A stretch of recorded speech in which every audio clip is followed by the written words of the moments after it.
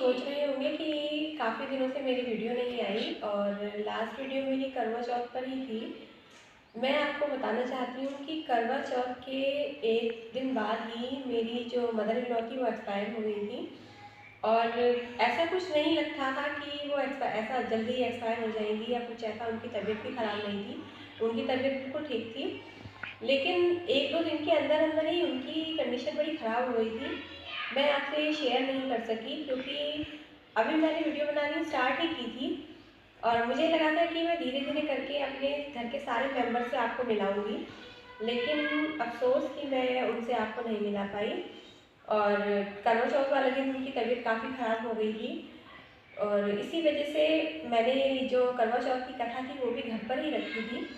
सब लोगों को घर पर ही बुलाया था और नहीं तो वैसे अक्सर हम मंदिर में जाते हैं, वहाँ पर पूजा करते हैं करवा चौथ की। इस बार मैंने मंदिर में ना जाकर घर पर ही कथा रखी थी और सब लोग घर पर ही आए थे। लेकिन उस दिन भी काफ़ी ठीक थी वो, इतनी ज़्यादा ख़राब नहीं थी उनकी तबीयत। करवा चौथ के अगले दिन ही सडनली उनकी तबीयत इतनी बिगड़ गई कि उनका शरीर एकदम से साथ छोड़ने लगा और हमने डॉक्टर को भी बुलाया। डॉक्टर ने आकर देखा तो डॉक्टर ने कहा ऐसी कोई मतलब ये चीज़ नहीं है कि हम कोई दवाई दें या कुछ दें कि ये ठीक हो जाए। हमने तो ये भी कोशिश की कि उनको एडमिट कराते हैं, लेकिन डॉक्टर ने कहा कि नहीं, ये एज फैक्टर है और इसमें कोई कुछ नहीं कर सकता, आप बस घर पर ही उनकी सेवा कीजिए। करवा चौथ के दूसरे तीसरे दिन ही वो एक्सपायर हो गई और उनके साथ मेरी बॉन्डिंग बहुत अच्छी थी और काफ़ी लोगों को जेलसी भी होती थी कि मेरी और उनकी अच्छी खासी बनती थी। जब से मेरी शादी हुई तब से मैं उन्हीं के साथ रहती हूँ और अब तक मैं उनके साथ ही थी और उनके आखिरी टाइम पर भी मैं उन्हीं के साथ थी और मेरे ही हाथों में उन्होंने प्राण छोड़े थे। और वो टाइम बहुत ही टफ था हमारे लिए और ये 1 मंथ हो गया है। घर की कंडीशन बहुत ख़राब है और जगह जगह कपड़े, जगह जगह सामान फैला हुआ है, कुछ भी करने का दिल नहीं करता। अगर घर से हम कोई भी मेंबर घर का 1-2 दिन के लिए कहीं चला जाए तो उसके बिना हमें दिल नहीं लगता।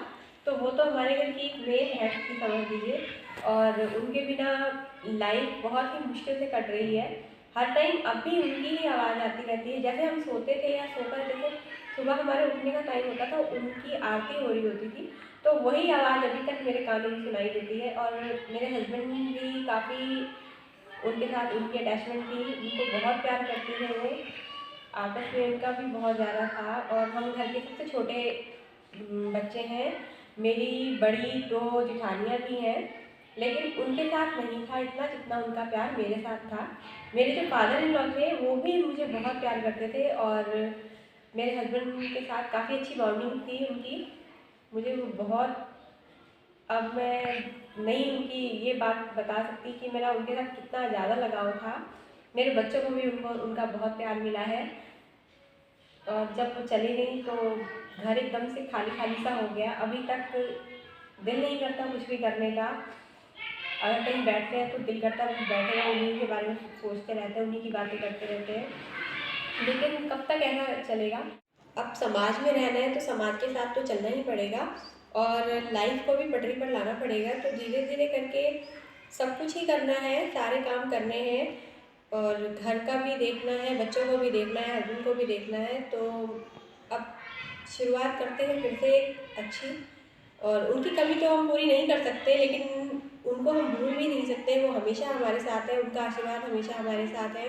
वो हमेशा मुझे आशीर्वाद देती थी, हमेशा ये कहती थी खुश रहे और बहुत अच्छे अच्छे आशीर्वाद देती थी। उनको उनकी कमी पूरी नहीं हो सकती, लेकिन सब कुछ करना पड़ेगा, शुरुआत अब करते हैं। और चलिए मैं आपसे मिलती हूँ, अब मैं वीडियो बनाया करूँगी और मैं आपके साथ शेयर ज़रूर करूँगी। तो फ्रेंड्स अब मैं चलती हूँ, ओके बाय बाय।